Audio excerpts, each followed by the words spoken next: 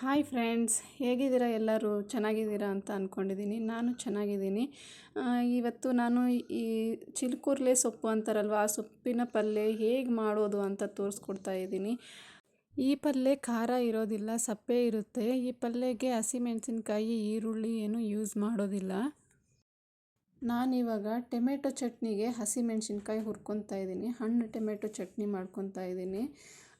ಇದಕ್ಕೆ ಈರುಳ್ಳಿ ತೊಗೊಂಡಿದ್ದೀನಿ 2 ಹುರ್ಕೊತಾ ಇದ್ದೀನಿ. ನೋಡಿ, ಬ್ರೌನ್ ಕಲರ್ ಬರೋವರೆಗೂ ಇದನ್ನು ಹುರ್ಕೊತೀನಿ. ಚೆನ್ನಾಗಿ ಹುರ್ಕೊಳ್ಬೇಕು, ಹಸಿ ವಾಸನೆ ಎಲ್ಲ ಹೋಗೋವರೆಗೂ. ನೋಡಿ, ಈಗ ಬ್ರೌನ್ ಕಲರ್ ಆಗಿದೆ, ಹುರ್ಕೊಂಡಿದ್ದೀನಿ ನಾನು ಚೆನ್ನಾಗಿ. ಇದನ್ನು ಒಂದು ಪ್ಲೇಟಲ್ಲಿ ತೆಗೆದಿಟ್ಕೊಂಡ್ಬಿಡೋಣ ಸೈಡಿಗೆ. ಸಿಂಪಲ್ಲಾಗಿ ಈ ಥರ ಮಾಡ್ಕೊತಿದ್ದೀನಿ ನಾನು ಚಟ್ನಿ ಮತ್ತು ಪಲ್ಯ. ಇನ್ನೂ ಬೇರೆ ಬೇರೆ ಥರ ಮಾಡ್ಕೋತಾರೆ ತುಂಬ ಜನ.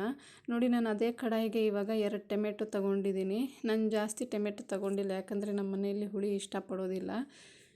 ಹುಳಿ ಇಷ್ಟಪಡೋರು 4 ಟೊಮೆಟೊ ಸೇರಿಸ್ಕೋಬೋದು. 2 ಈರುಳ್ಳಿಗೆ 4 ಟೊಮೆಟೊ ಹಾಕ್ಕೊಂಡ್ರೂ ನಡೆಯುತ್ತೆ. ನಮ್ಮ ಮನೆಯಲ್ಲಿ ಹುಳಿ ಇಷ್ಟಪಡೋದಿಲ್ಲ, ಅದಕ್ಕೆ 2 ಟೊಮೆಟೊ ತೊಗೊಂಡಿದ್ದೀನಿ.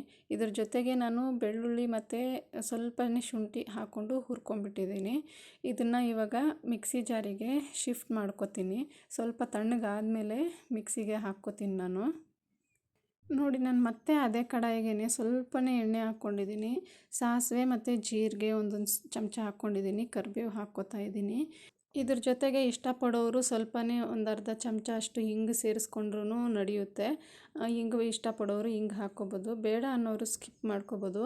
ಈ ಒಗ್ಗರಣೆನ ನಾನು ಇವಾಗ ಮಿಕ್ಸಿ ಜಾರ್ಗೆ ಹಾಕ್ಕೋತಾ ಇದ್ದೀನಿ. ಈರುಳ್ಳಿ ಮತ್ತು ಟೊಮೆಟೊ ಹುರ್ಕೊಂಡಿದ್ನಲ್ವ, ಅದ್ರ ಜೊತೆಗೆ ಸೇರಿಸ್ಕೋತಾ ಇದ್ದೀನಿ. ಮತ್ತು ಇದ್ರ ಜೊತೆಗೆ ನಾನು ಸ್ವಲ್ಪ ಕೊತ್ತಂಬರಿ ಹಾಕ್ಕೋತಿದ್ದೀನಿ. ನೀವು ಬೇಕಾದರೆ ಸ್ವಲ್ಪ ಹಸಿ ಕೊಬ್ಬರಿನೂ ಹಾಕ್ಕೋಬೋದು. ನಾನು ಹಾಕ್ಕೊಂಡಿಲ್ಲ ಇಲ್ಲಿ. ನಾನು ರುಚಿಗೆ ತಕ್ಕಷ್ಟು ಉಪ್ಪು ಹಾಕ್ಕೊಂಡಿದ್ದೀನಿ. ಉಪ್ಪಿಲ್ಲ ಅಂದರೆ ಅಡುಗೆ ಮಾಡೋದಕ್ಕೆ ಆಗಲ್ವಲ್ಲ ಫ್ರೆಂಡ್ಸ್. ಉಪ್ಪು ಹಾಕ್ಕೊಂಡಿದ್ದೀನಿ. ಚಟ್ನಿಗೆ ಎಷ್ಟು ಬೇಕೋ ಅಷ್ಟು ನೀವು ನೋಡ್ಕೊಂಡು ಹಾಕ್ಕೊಳ್ಳಿ. ನೋಡಿ, ನಾನು ಒಗ್ಗರಣೆ ಹಾಕ್ಕೊಂಡಿದ್ದೀನಿ ಆಲ್ರೆಡಿ. ಇಲ್ಲಿ ಅದೇ ಕಡಾಯಲ್ಲೇ ಸಾಸಿವೆ, ಜೀರಿಗೆ, ಕರಿಬೇವು ಹಾಕ್ಕೊಂಡು ಒಗ್ಗರಣೆ ರೆಡಿ ಮಾಡಿ ಇಟ್ಕೊಂಡಿದ್ದೆ. ಚಟ್ನಿನ ಈ ಒಗ್ಗರಣೆಗೆ ಶಿಫ್ಟ್ ಮಾಡ್ಕೊಂಡಿದ್ದೀನಿ. ಚಟ್ನಿ ರೆಡಿ ಆಗಿದೆ ನೋಡಿ. ಇವಾಗ ನೆಕ್ಸ್ಟ್ ಪಲ್ಯ ಮಾಡ್ಕೊಳ್ಳೋದಕ್ಕೆ ನಾನು ಕಡಾಯಿ ಇಟ್ಕೊಂಡಿದ್ದೀನಿ. ಕಡಾಯಿ ಬಿಸಿ ಆಗಿದೆ, ಆಯಿಲ್ ಹಾಕ್ಕೊತಿದ್ದೀನಿ. ಒಂದು 4ರಿಂದ 5 ಚಮಚ ಆಯಿಲ್ ಹಾಕ್ಕೊಳ್ಳಿ. ನೀವು ಸೊಪ್ಪು ಕ್ವಾಂಟಿಟಿ ಎಷ್ಟಿದೆ ನೋಡಿಕೊಂಡು ನೀವು ಆಯಿಲ್ ಹಾಕ್ಕೊಳ್ಳಿ. ನಾನು 1 ಕಟ್ ಸೊಪ್ಪು ತೊಗೊಂಡಿದ್ದೀನಿ. 4ರಿಂದ 5 ಚಮಚ ಆಯಿಲು ಸರಿ ಹೋಗುತ್ತೆ. ಆಯಿಲ್ ಬಿಸಿ ಆದಮೇಲೆ ಈ ಪಲ್ಯಗೆ ನಾನು ಸಾಸಿವೆ ಯೂಸ್ ಮಾಡ್ತಾಯಿಲ್ಲ, ಬರೀ ಜೀರಿಗೆ ಯೂಸ್ ಮಾಡ್ತಾಯಿದ್ದೀನಿ. ಜೀರಿಗೆ ಸ್ವಲ್ಪ ಬಿಸಿ ಆದಮೇಲೆ ಬೆಳ್ಳುಳ್ಳಿ ಜಜ್ಜಿಟ್ಕೊಂಡಿದ್ದೆ, ಒಂದು 7ರಿಂದ 8 ಎಸಳು ಬೆಳ್ಳುಳ್ಳಿ ಹಾಕ್ಕೊಳ್ಳಿ. ಬೆಳ್ಳುಳ್ಳಿ ಎಷ್ಟು ಹಾಕ್ಕೋತೀರ ನೀವು ಪಲ್ಯ ಅಷ್ಟು ಟೇಸ್ಟಾಗಿ ಬರುತ್ತೆ. ಬೆಳ್ಳುಳ್ಳಿ ಸ್ವಲ್ಪ ಜಾಸ್ತಿನೇ ಹಾಕ್ಕೊಳ್ಳಿ. ಸ್ವಲ್ಪ ಬ್ರೌನಿಷ್ ಕಲರ್ ಬರೋವರೆಗೂ ಬೆಳ್ಳುಳ್ಳಿನ ಹುರ್ಕೊಳ್ಳೋಣ. ಬಸ್ಸಾರು, ಸೊಪ್ಪು ಸಾಂಬಾರು ಮಾಡೋದಕ್ಕೆ ಸ್ವಲ್ಪ ಟೈಮ್ ಹಿಡಿಯುತ್ತೆ. ಆದರೆ ಈ ಥರ ಪಲ್ಯ ಮಾಡ್ಕೊಳ್ಳೋದು ತುಂಬ ಬೇಗ ಮಾಡ್ಕೊಂಬಿಡ್ಬೋದು, ತುಂಬ ಬೇಗ ಆಗಿಬಿಡುತ್ತೆ. ನೋಡಿ, ಇವಾಗ ಸೊಪ್ಪು ಚೆನ್ನಾಗಿ ತೊಳೆದ್ಬಿಟ್ಟು ನಾನು ಕಟ್ ಮಾಡಿ ಇಟ್ಕೊಂಡಿದ್ದೆ. ಎಲ್ಲ ಸೊಪ್ಪನ್ನು ಇವಾಗ ಒಗ್ಗರಣೆಯಲ್ಲಿ ಹಾಕ್ಕೊತಾ ಇದ್ದೀನಿ. ಒಗ್ಗರಣೆಯಲ್ಲಿ ಹಾಕ್ಕೊಂಡು ಈ ಥರ ಮಿಕ್ಸ್ ಮಾಡ್ಕೊಳ್ಳೋಣ. ಒಂದು ಸಲ ಕ್ಲೀನಾಗಿ ಮಿಕ್ಸ್ ಮಾಡಿಕೊಂಡು ಸ್ವಲ್ಪ ಹೊತ್ತು ಹುರ್ಕೊಳ್ಳೋಣ. ಫ್ರೆಂಡ್ಸ್, ತುಂಬ ಒಳ್ಳೆಯದು ಇದು ಆರೋಗ್ಯಕ್ಕೆ. ಪಲ್ಯ ಎಲ್ಲ ಹಸಿರು ಪಲ್ಯಗಳು ಆರೋಗ್ಯಕ್ಕೆ ತುಂಬ ಒಳ್ಳೆಯದು. ಈ ಗಡಿಬಿಡಿ ಜೀವನದಲ್ಲಿ ಒಂದೊಂದು ಸಲ ನಮಗೆ ಸಾಂಬಾರು ಮಾಡ್ಕೊಂಡು ಕೂತ್ಕೊಳ್ಳೋ ಅಷ್ಟು ಟೈಮ್ ಇರೋದಿಲ್ಲ. ಆವಾಗ ಈ ಥರ ಪಲ್ಯ ಮಾಡಿಕೊಂಡು ತಿನ್ನೋದಕ್ಕೆ ತುಂಬ ಚೆನ್ನಾಗಿರುತ್ತೆ. ತುಂಬ ಟೈಮು ಹಿಡಿಯೋದಿಲ್ಲ.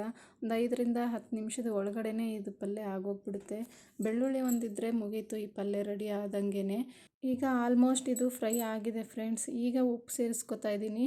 ಸೊಪ್ಪಿನ ಪಲ್ಯಗೆ ಯಾವತ್ತೂ ಫಸ್ಟಿಗೆ ಉಪ್ಪು ಹಾಕ್ಕೊಂಬಿಡ್ಬಾರ್ದು, ಯಾಕಂದರೆ ಸೊಪ್ಪು ಫಸ್ಟಿಗೆ ಜಾಸ್ತಿ ಕಾಣಿಸುತ್ತೆ ನಾವು ಕಟ್ ಮಾಡಿಕೊಂಡು ಒಗ್ಗರಣೆಗೆ ಹಾಕ್ಕೊಬೇಕಾದ್ರೆ.